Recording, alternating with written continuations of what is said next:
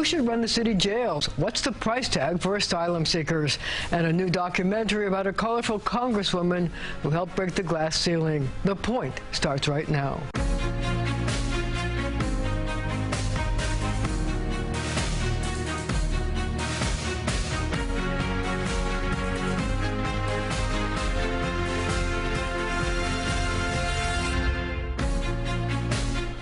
He's the keeper of the city purse and only one of 3 citywide elected officials.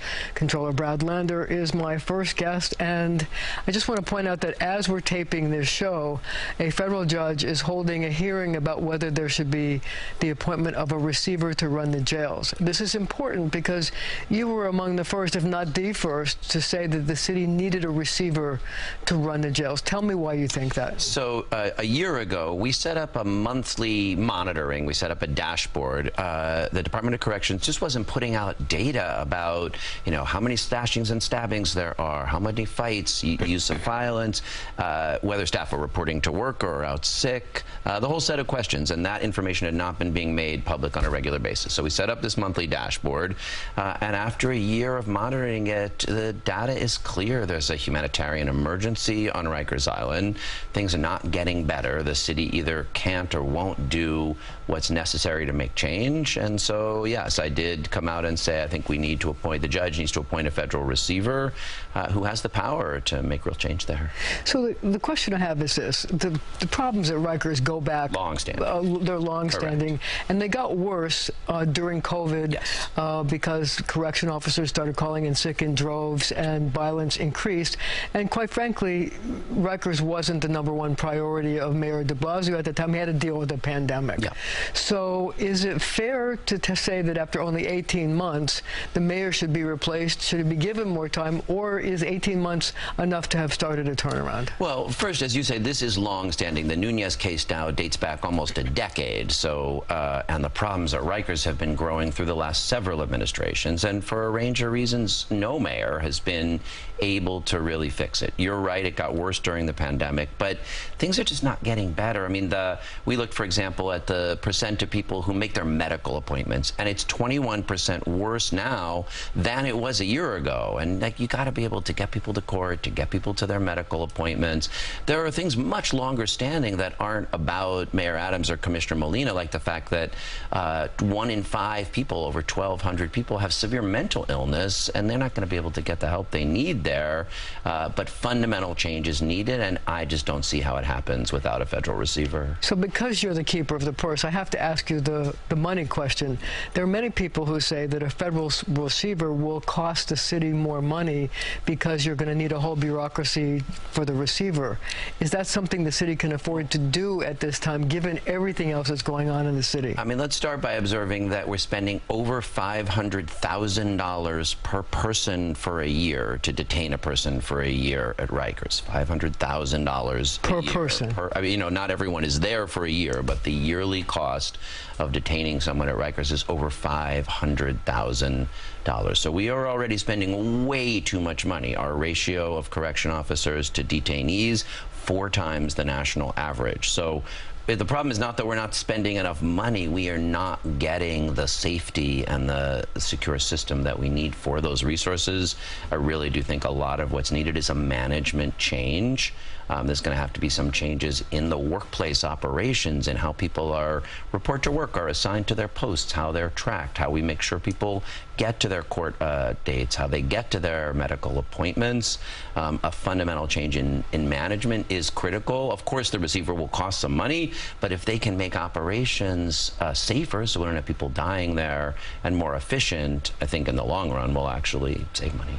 So one question I have, though, is that the receiver has the ability to ignore the labor contracts and other things. Is that a good thing, that they can make decisions that aren't bound by other agreements that have been made? Yes, that's really in some ways the fundamental power a receiver has. You might have the procurement rules go too slow and you need to get new locks on the doors, and if you're the city, you have to go through a process that could take many months to do it. Or yes, that labor agreement goes too far, in my opinion, to protect people who are calling out sick even though they're not sick, and who's getting hurt is There's their fellow correction officers who have to work a double or triple shift. Obviously, the receiver will need to work with the workforce. Like, you can't run a jail without working with the workers, but I think having more flexibility is one critical element. So the other question I have is this. There are reports that the city cannot spend capital dollars to fix things at Rikers because Rikers is supposed to close in 2027, and that all fixes have to be last at least 5 years, and these fixes won't last 5 years. So that they claim that the Adams administration has been hampered by that. Is that true, not true? Well, capital dollars have been spent at Rikers recently, so there are ways to use capital dollars. Now, I believe in the plan to close Rikers Island, to build the borough-based jails. I don't think we'll ever be able to make Rikers what we really want, which is something close to the courts where people are supposed to be produced, closer to their families, and with modern facilities. The facilities are terrible. So we want to have that plan to close Rikers Island. But in the meantime, there are ways to make sure that the doors lock and that the facilities are safer than they have been. And, and let's not forget, 26 people, detainees, have died over the last 2 years, and most of those are suicides or overdoses, which can be prevented without spending huge amounts of capital money. So in your latest report out this week, you also raised concerns about the jail population, because right now the jail population is double what the community jails would hold. It's like 6,200 according to your report, almost 6,200, and it's about 3,300 would be in the community jails. I wonder, what are we going to do with that number, that overflow? I mean, you're not going to have space for them. Should you postpone closing Rikers? Do we need another jail? What's the solution? Yeah, we should not postpone closing Rikers, because every day that we do is one that we risk somebody else dying in a suicide or overdose. So a few things. First, as I said, about 1,200 of those folks have severe mental illness. So Rikers is not set up to help them get better, to get on their medication, to get the care that they need. So we need a plan to have those folks in the kind of mental health facilities that will enable them to get better. There is a good new model. H&H has been ready to pilot, but the Department of Correction has been slow walking. Tell me about that model. So Bellevue is ready to have therapeutic beds for people who, either because of physical or mental health issues, really need to be in a hospital, but need to also be in secure detention because they're in custody. Can you put 1,200 people there? Not 1,200, but you could put, for now, we could do a couple hundred. If it works, we could make more of those. So yes, this is the kind of creativity. Or last time I was there just a couple months ago, and I went to Rosie's, the women's facility, which has just, I think, maybe 350 people that day.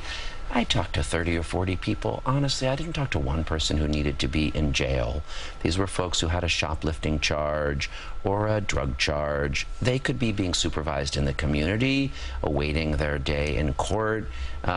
So I think there's a lot we can do to have make sure people have their fair day in court and the operations of justice with fewer people at Rikers. But what is 3,300 the right number of people who should be in jail? I mean, it's limiting. What if you have more people? Look, I guess what I would say is, let's get the borough-based jails built. Let's have more creative solutions for folks like those therapeutic beds at H&H. Let's explore where people don't need to be in detention, they can have community supervision. I think there's a lot we could do to get a lot closer to that number. Let's do all we can to get there.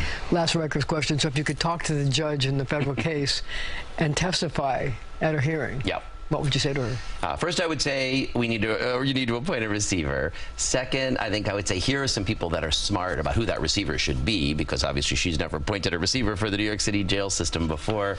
And third, here's a few things to make sure they focus on in their first 100 days. They need a 100 days list, and maybe that's getting people to their medical appointments, and maybe that's continuing to reduce the number of correction officers out sick. Appoint a good receiver, have a clear 100 days plan, and make sure we stay on the path to close Rikers Island. Let's talk about migrants. Let's talk about asylum seekers.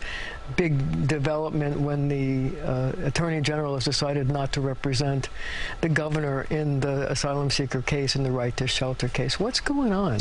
So I don't don't know the conversations between the governor and the attorney general. I also read that this morning and thought it was pretty interesting. I mean, one important thing is that the intersection of what's happening here is people, coming to this country to seek asylum with the fact that New York has a right to shelter. People have been coming here, of course, for hundreds of years. That's how New York City renews itself. But in the past, we haven't had to provide shelter for them. But that right to shelter is grounded in the state constitution, the New York State Constitution. So it can't possibly only apply in the 5 boroughs. So the governor has to do more. The governor has to do more, and the other 57 counties and municipalities around the state have to do their fair share.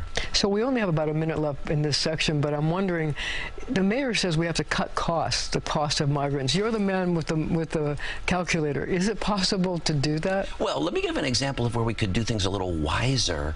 We haven't historically helped people file their asylum applications or their work authorization applications. So we're going to need to spend a little more money to help them do that. But that's what they want to do, is work. And if we spend a little money to help people file their asylum papers and 6 months later get their work authorizations, then they'll get jobs and move out of shelter, and will save money in the long run. So you think that you can save some money? We have about 15 seconds left. I do. Give me your 15-second how we're going to save money. Yeah, well, that's the biggest way, I would say, is help people file their work authorization applications so they can move out of shelter, and then we'll save a lot of money. Thank you so much. We're going to have to leave it right there for now, but our conversation continues right after the show on our streaming channel, CBS News New York.